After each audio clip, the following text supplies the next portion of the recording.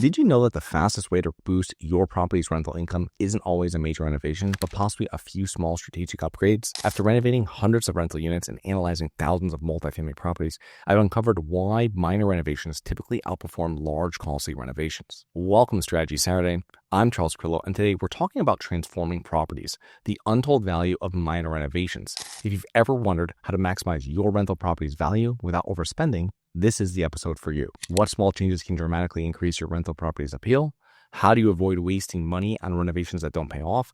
And what's the quickest way to recoup your investment without overspending? So let's get started. I believe one of the most important calculations when investing in value-add multifamily real estate is the 36 to 48-month return on investment calculation. It is straightforward, and you want to ensure that any renovations you perform to a rental unit can be recaptured through increased rent within 36 to 48 months. Now, since most renovations are more expensive than initially estimated, you can perform the calculation for just 36 months. If it goes over by less than a third, you can be assured that you're still recouping your investment within 4 years, a 25% return on investment. Now, it is the easiest method for determining how much money you should invest into a rental unit. For example, installing a washer and dryer combo into a rental unit for, say, $1,800, and you estimate conservatively that you can now increase rents by $80 monthly, this upgrade is a no-brainer. On the other hand, installing new cabinets and granite countertops costs $5,000, but you can only raise rent by, say, $100 a month. This renovation probably requires some changes. Maybe you can replace the front of the cabinets and the hardware instead of replacing the full cabinets. And when your investment calculation takes 48 months or more to recoup, you know you're starting to over-renovate for the area and for the property. And the goal is to find the sweet spot for your renovations. The shorter the time frame to recoup your investment, the easier the decision. As more experienced investor, I realized that minor renovations are easier to perform, there is less unit downtime, and the returns can be similar to a major renovation. Now, a few common mistakes new investors make who take on major renovations include new investors that are not experienced, investors without a solid team and network of contractors, investors who grossly miscalculate the cost of the renovations or the market rent for the unit once it has been renovated, and investors that miscalculate the time required for the renovation and the unit's downtime. Remember, during the unit downtime, you're not making any money. And lastly, investors who do not have solid reserve fund for overages or unexpected costs. Now, there are a few main reasons why I prefer minor renovations over heavy lifts, also known as major renovations. And requires less of a financial investment. It minimizes the unit downtime, which means as tenants move out, I can get it renovated very quickly and get it re-rented very quickly as well. And you can usually recoup your investment within 12 to 24 months if you're using strategic different types of repairs and upgrades, and it's less construction at your property and makes it less intrusive to other current tenants. So if you have tenants, either have a building or a house, and there's construction people coming and going at all times during the day, and it's very loud, you're going to have a lot of mad tenants at you.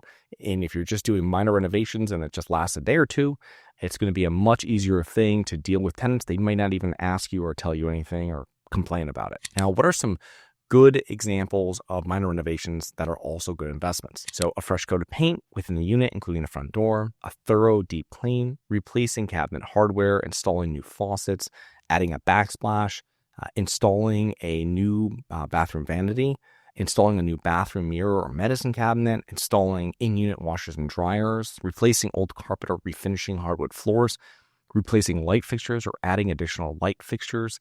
Lastly, add a new thermostat, outlets with charging ports, keyless door locks, or other smart electronics, which is becoming a big hit in all types of properties, from older properties to newer properties. And throughout this episode, we focus on in-unit repairs and upgrades, and the strategy can also be utilized throughout a property's common areas. Still, it requires a little more legwork on the part of the investor to identify the items that could easily be replaced or upgraded. And this could be, for example, new outdoor lighting or additional outdoor lighting. And this is one of the big ones that I did. My dad really pushed this when I started buying apartment complexes, is that he always liked a lot of outdoor lighting. And now whenever I buy properties, that's one of the first things I still do is putting on a ton of outdoor lighting. And so you're leaving your car or you're walking anywhere on the property, it's illuminated, and it's a pretty inexpensive thing to add. And with new bulbs and electronics and LED and all this stuff, sodium lights, it's actually pretty inexpensive to operate them as well. New interior lighting throughout the common areas that's more energy efficient. So like in the hallways or where mailboxes are. New signage. Simple landscaping, remove time-sensitive landscaping and opt for plants that require minimal maintenance while adding to the curb appeal. So also ones that require probably less water too, especially if you don't have in-ground sprinklers.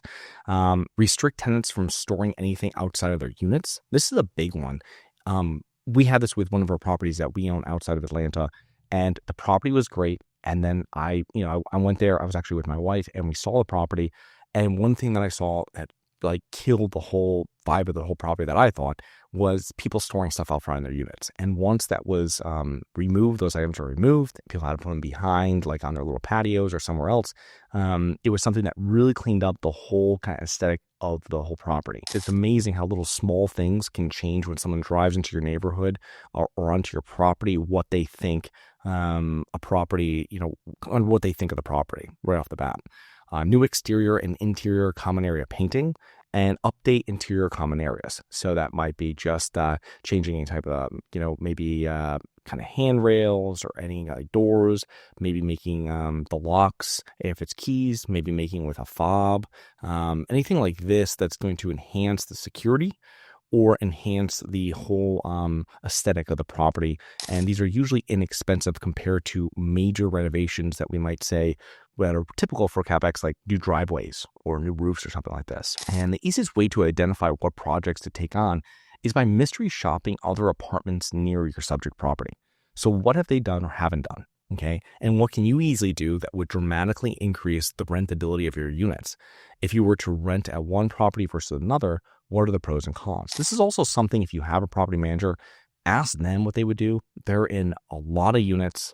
They should probably be in a lot of units that are near yours or that are the similar class and size. So ask them what other people are doing or what you could do. Or before you do something, ask them, is this a good idea? And that gives you another frame of reference from someone that probably has a little bit more experience in that submarket for sure, but in real estate investing in general. And when we purchase a property, we walk the units and grade them by the amount of work that will be required to get them to a certain level, which will maximize the property's value. Usually there are some units that have already been renovated or have been mostly renovated, and you can then use this as a guide since people are paying to live there, so there's a demand at some level for these units. Usually in-unit renovations are a longer-term project for mostly occupied properties since you are trying to minimize downtime by renovating certain units as they become vacant. The second part is the common area renovations that are performed immediately upon purchase, and this includes new roofs, common area upgrades, landscaping, exterior upgrades, signage, etc. These changes can be performed no matter how many units are vacant and can be completed rather quickly and immediately add to the property's curb appeal and the rentability. Minor renovations may seem simple and small. However, these investments will quickly unlock the property's hidden potential that the current owner has overlooked. And this approach will help you maximize your property's value by taking a more calculated approach to real estate investing. So I hope you enjoyed. Please remember to rate, review, subscribe. Send me comments and potential show topics at globalinvestorspodcast.com. If you're interested in actively investing in real estate, please check out our courses and mentoring programs at syndicationsuperstars.com. That is syndicationsuperstars.com. Look forward to 2 more episodes next week. See you then. You always want to invest in real estate, but didn't have the time, didn't know where to find the deals, couldn't get the funding, and didn't want tenants calling you? Since 2006, I've been buying income-producing properties in great locations that provide us with consistent passive income while we wait for appreciation in the future and take advantage of tax laws while we're waiting. And unlike your financial advisor, we invest alongside our investors in every property we purchase. Check out investwithharborside.com. If you like the idea of investing in real estate, if you like the idea of passive income, partner with us at investwithharborside.com. That's investwithharborside.com. Nothing in this episode should be considered specific, personal, or professional advice. Any investment opportunities mentioned on this podcast are limited to accredited investors. Any investments will only be made with proper disclosure, subscription documentation, and are subject to all applicable laws. Please consult an appropriate tax, legal, real estate, financial, or business professional for individualized advice. Opinions of guests are their own. Information is not guaranteed. All investment strategies have the potential for profit or loss. The host is operating on behalf of Syndication Superstars, LLC exclusively.